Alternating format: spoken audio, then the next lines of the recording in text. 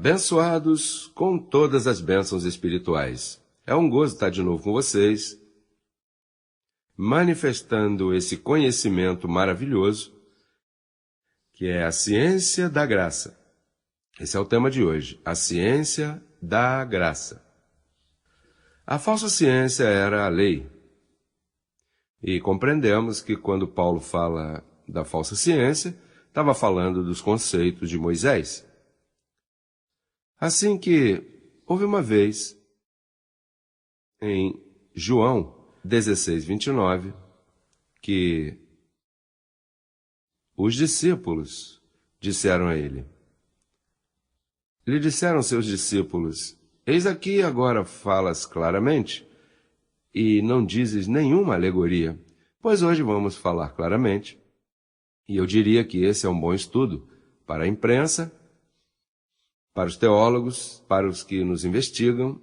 Hoje vamos falar da administração dessa ciência, como acontece, como se manifestou naquele tempo e como se manifesta neste tempo. Vamos começar em Efésios, capítulo 3, que lemos um pouquinho deste livro na semana passada. Efésios, capítulo 3, do verso 1 ao 3, diz assim: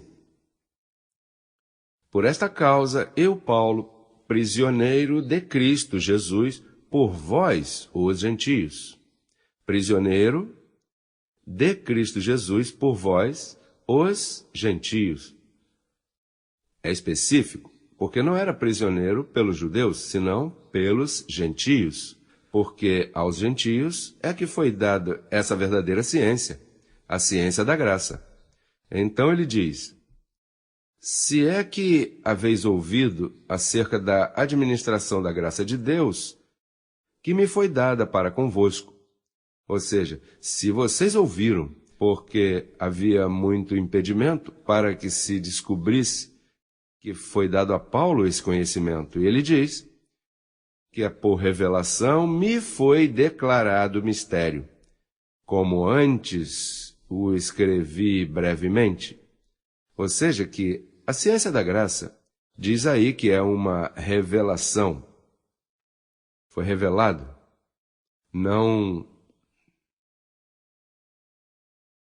aprendeu de homem algum, não aprendeu de seus antepassados ou dos que chegaram antes dele.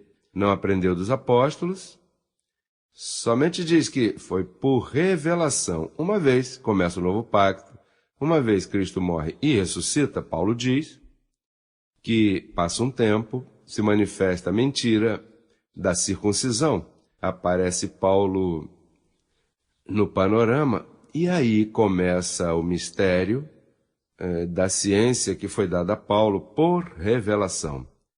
Ele também diz em Gálatas 1:11, Gálatas 1:11 diz, mas vos faço saber, irmãos, que o evangelho anunciado por mim não é segundo o homem, pois eu nem o recebi e nem o aprendi de homem algum, senão por revelação de Jesus Cristo.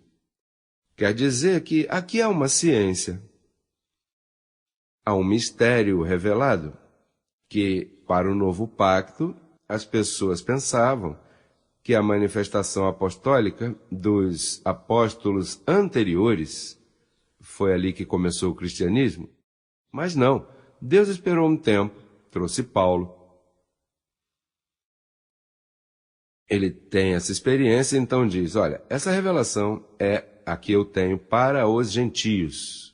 Paulo aparece no panorama e agora ele diz, bom, eu não aprendi de homem, nem de Pedro, nem de João, nem ninguém. Isso aqui é uma revelação que Deus me deu para os gentios e eu sou prisioneiro para eles.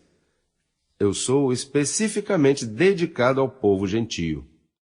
Esse é o mistério que Deus predestinou desde antes dos tempos, dos séculos, para apresentar essa graça a nós, gentios.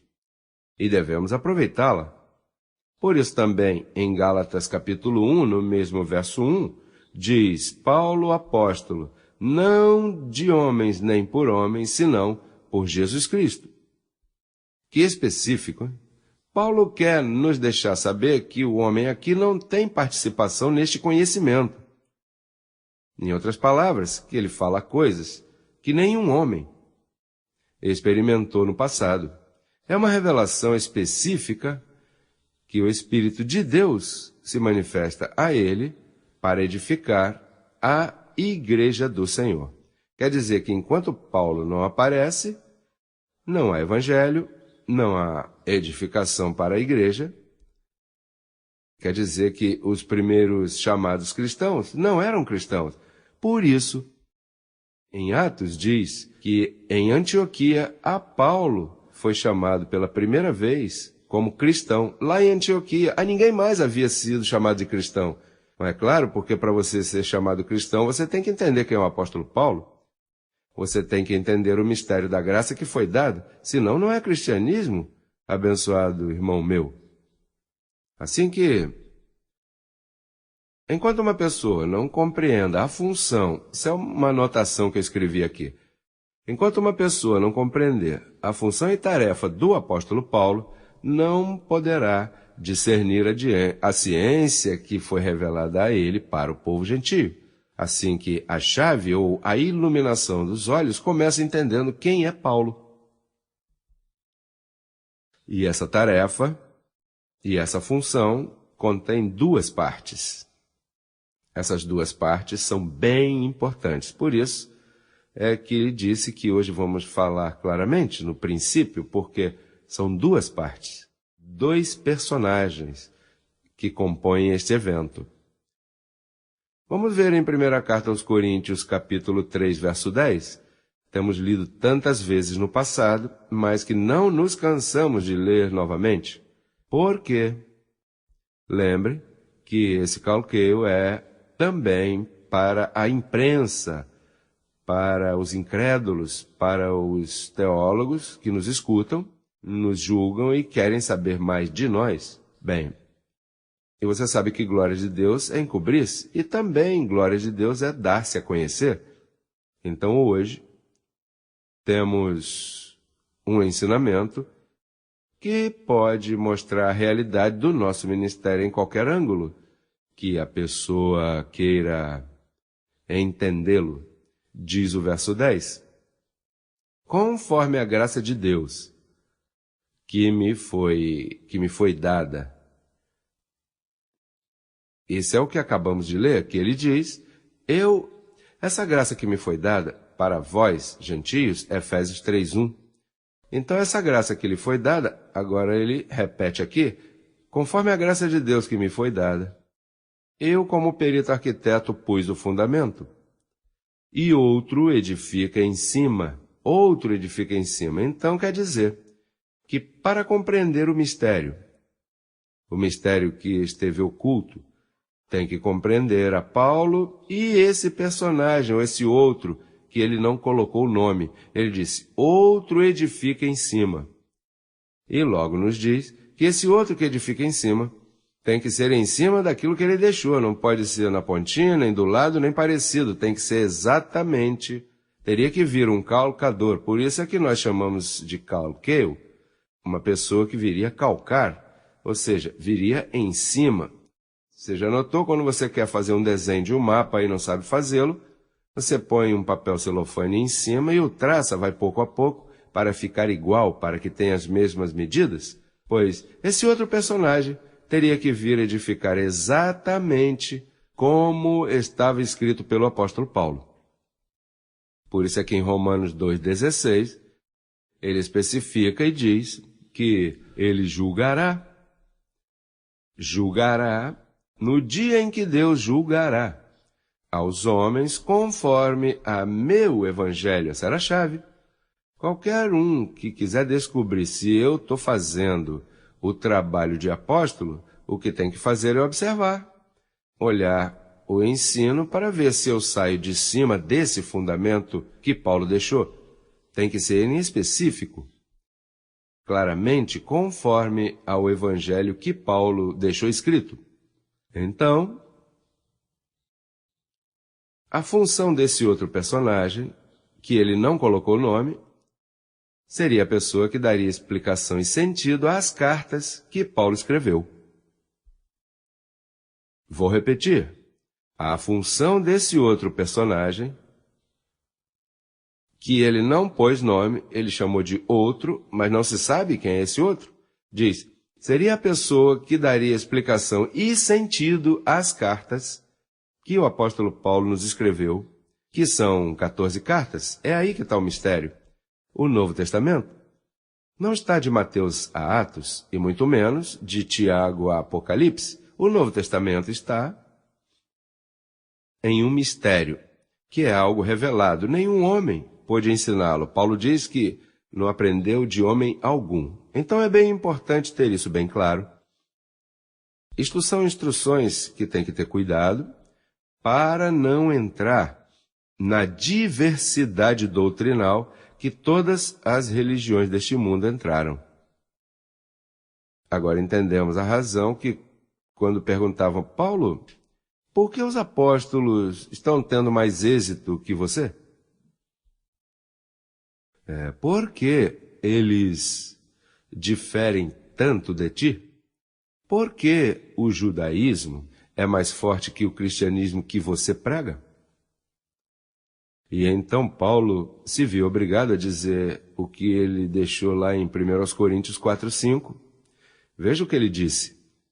Disse, assim que não julgueis nada antes do tempo, até que venha o Senhor. Esse é o outro personagem. Ele disse, outro edificará, e agora? O destapa aqui, o revela aqui.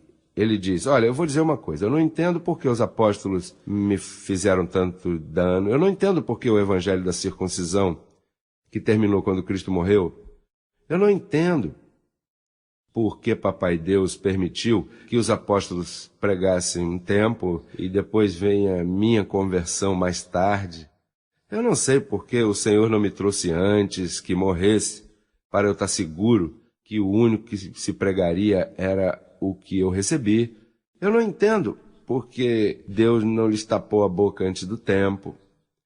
Há muita coisa que eu não entendo, mas olha, não julgueis nada. Vamos ler o verso de novo. Não julgueis, diga nada, antes de tempo. Quer dizer que há um tempo que vai poder julgar tudo, até que venha o Senhor. Essa é a espera.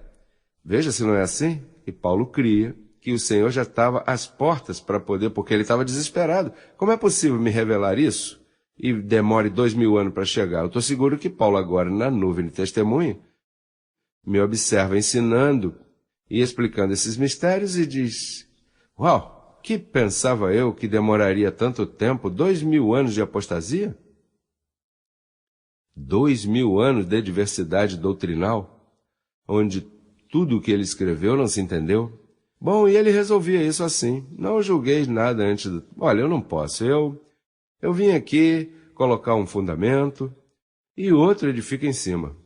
Mas, Paulo, você não vai começar uma igreja? Não posso. A pressão que eu tenho da parte do judaísmo atual é demasiada, difícil de estabelecer. Ou é difícil ou é que Deus ainda não quer. Assim que, portanto, não julgueis nada antes do tempo, deixem isso assim, até que venha o Senhor. Agora, quando o Senhor vier, Ele vai explicar tudo, e Ele aclarará, e Ele vai definir as intenções dos corações, e Ele dará recompensa a cada um, incluindo-me a mim, disse Paulo. O justo juiz me dará a recompensa daquele dia, porque até agora não se sabe as intenções. Eu não posso explicar, tem que vir o outro e explicar. Então, essa diversidade doutrinal começou ali. Foi ali que começou as interpretações. A de Paulo, que ele desejava era que falássemos a mesma coisa. Isso não se pôde. O que havia era uma diversidade tremenda. Bem, e então, quando viesse esse outro, ele aclararia. Diz, quando o Senhor vier, Ele vai aclarar tudo. E então, por isso, Romanos 7,4 foi aclarado. Lemos isso, mas vou explicá-lo brevemente. Romanos 7,4 diz que assim também vós, irmãos meus, morrestes à lei, para que sejais de outro. Morrestes à lei, mediante a morte de Jesus Cristo, para que sejais de outro, do que ressuscitou dos mortos, a fim de darmos fruto para Deus. Isso nunca foi explicado em 2000 anos. Esse tem sido o meu trabalho, explicar esses mistérios. E nós já pertencemos ao outro, não a Jesus de Nazaré, porque Jesus de Nazaré representava a falsa ciência. Ele deu cumprimento a ela, não que ele era falso. Ele cumpriu essa falsa ciência para que entrasse a outra ciência. Por isso é que em Romanos 15,8 diz que Jesus de Nazaré foi servo da circuncisão para mostrar a verdade de Deus, que era a incircuncisão. É bem importante isso, Romanos 15,8. Diz que ele foi servo da circuncisão para mostrar a verdade de Deus, em outras palavras, o evangelho da incircuncisão. E também se manifestou os rudimentos da doutrina, Hebreus 6,1. Podemos ler aí, deixando já os rudimentos da doutrina. Vamos adiante à perfeição, não lançando outra vez o fundamento de obras mortas, da fé em Deus, da doutrina de batismo, imposição de mãos, todas essas coisas que os evangélicos de hoje fazem.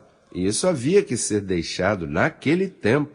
E ainda Paulo escrevendo não se entendeu? Tinha que vir o Senhor para explicar. Então, esse é o segundo passo. O número 3 é os dois fundamentos, que é Gálatas 2:7. A mim, Paulo diz, me foi revelada a verdade de Deus, ou seja, o evangelho da incircuncisão, e a Pedro o da circuncisão. Pedro representava a falsa ciência e Paulo representava a verdadeira ciência. E o quarto passo é que em Gálatas 2:14, Paulo nos revela que Pedro era um hipócrita, porque Pedro quis judaizar aos cristãos. E conseguiu, por isso, diz que, quando vi que não andavam retamente conforme a verdade do Evangelho, disse a Pedro, diante de todos. Isso está escrito faz mais de 2000 anos, mas não havia se compreendido, até que chegou o Senhor e começou a aclarar o oculto das trevas.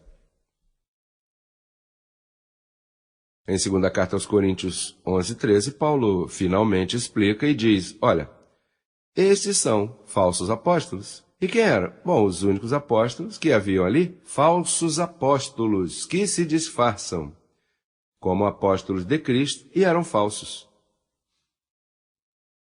E então, a confusão do livro do Apocalipse, ou mal chamado revelação, porque isso não tem revelação nenhuma, isso foi João que escreveu, um servo da circuncisão.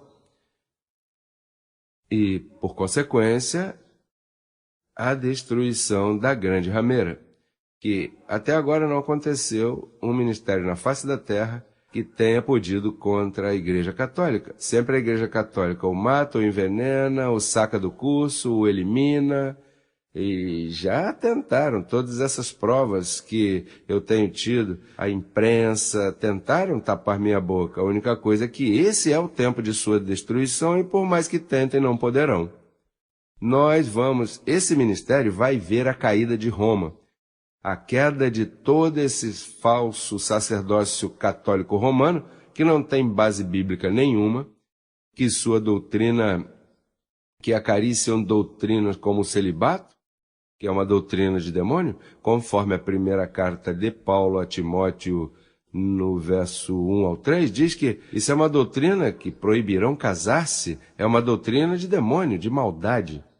E então, isso quer dizer que a ciência da graça, o grande mistério oculto pelos séculos, tomaria lugar com dois personagens, com o apóstolo Paulo e com esse outro, que ele não colocou o nome, mas hoje você já conhece o seu nome. Quanto tempo levou? E é interessante porque o que isso significa é que Estamos já logo na consumação de todos os atos de Deus na terra. Então, quando chegou o outro, também descobriu uma nova linguagem. A linguagem do Evangelho da Graça, por exemplo. Você sabe que todo mundo diz, Deus te abençoe, Deus te guarde. Quando o outro chegou, aclarou e disse, não, é abençoado, porque Gálatas 4:9 diz que os que são de fé são o quê? Abençoados. É um termo que já se cumpriu. Deus te abençoe é futuro. Abençoado, e além que Deus te abençoe, é uma palavra da falsa ciência, que Moisés foi quem disse, Jeová te abençoe. Cristo nos abençoou com todas as bênçãos, conforme Efésios capítulo 1, verso 3. E então, também aprendemos que não se diz aleluia. Isso, Paulo foi o único que escreveu e disse que o Espírito que mora agora em nós, vamos buscar Romanos 8, mais tarde te dou o verso, o Espírito que mora em nós clama Abba Pai, não clama aleluia. E você sabe que aleluia toda religião diz, menos crescendo em graça. Isso é uma má palavra. Isso é uma palavra obscena em nosso ministério. Isso é uma palavra que não se pode dizer por causa dos anjos e por causa do que está escrito. Mas um anjo te escuta dizendo aleluia, te escuta dizendo Deus te abençoe. Olha, pode estar seguro que esse anjo não te serve.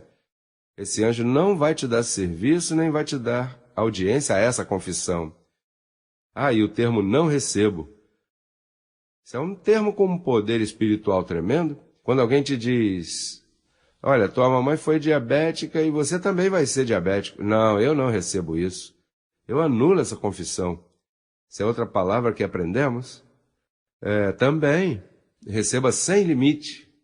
Sem limite, não há limite. Receba sem limite, abençoado. Por um copo d'água havia recompensa, disse Jesus de Nazaré. E a medida do evangelho da circuncisão diz que recebia 100 por 1. Imagina no evangelho da incircuncisão. Quanto mais? E também o outro é a cobertura angelical, o serviço dos anjos. Hebreus 1,14 diz, não são todos esses espíritos ministradores a favor dos herdeiros da salvação? Nenhum ministério falava de anjos. Somente quando venha o Senhor, Ele aclarará tudo, o oculto das trevas, porque a igreja esteve em trevas até outro dia, até minha aparição, esteve em trevas. Não se conheciam essas grandes verdades. Então, já entrando na consumação, dá licença, uma taça aqui que eu estou procurando o abençoado que me deu de presente. Eu não sei quem foi, mas quem foi, quem tenha sido abençoado, receba sem limite. Entrando na conclusão, essa confissão, vamos ler Hebreus capítulo 3, verso 1. Em Hebreus capítulo 3, verso 1, o apóstolo diz que, quando chegasse esse outro, seria conhecido como apóstolo. Diz, portanto, irmãos meus, participantes do chamamento celestial, considerai ao apóstolo e sumo sacerdote de nossa profissão, Cristo Jesus.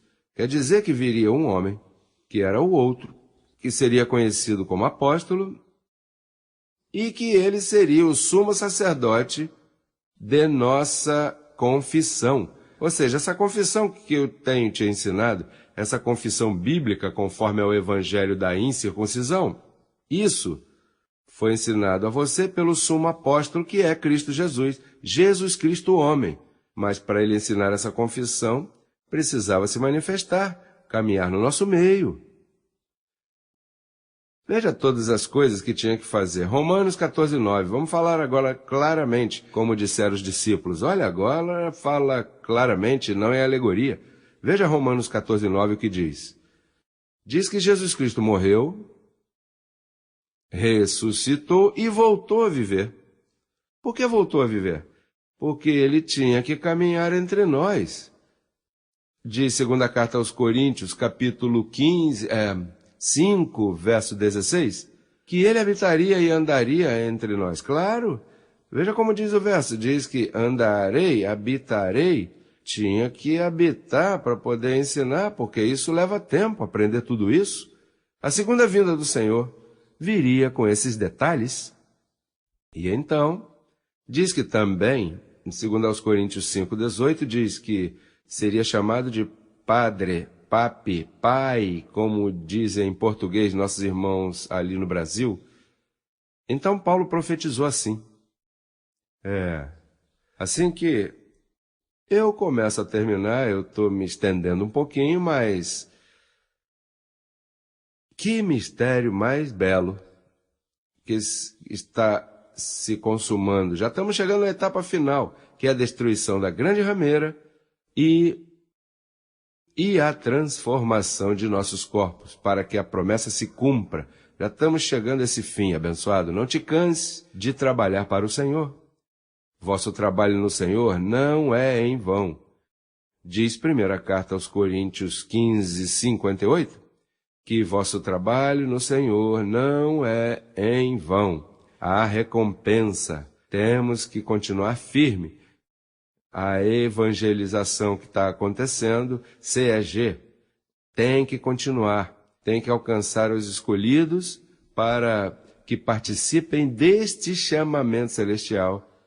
Tem que ensinar-lhes a confissão, tem que ensinar esse mistério da graça. Esse é o conhecimento predestinado, que cada abençoado de crescendo em graça tem que ter claro, para que apresente defesa. Para quando te digo, olha, vocês são mentirosos, esse homem lavou seu cérebro, esse homem está enganando vocês, esse homem manipula vocês, que você tem uma base. Bom, se me manipulou, olha, me manipulou bem manipulado. Se me lavou o cérebro, olha, me lavou como o melhor detergente. E o melhor detergente que me lavou foi o verdadeiro pacto da graça. A ciência de Deus é o que me manipulou e me lavou o cérebro bem lavado. A verdade escrita, que é o que você necessita essa hora. Assim que abençoado, me despeço até outra ocasião, aonde seguiremos apresentando o Calqueio Mundial, que tem chegado a milhares e milhares e milhares de pessoas abençoados com todas as bênçãos. Os amo muito.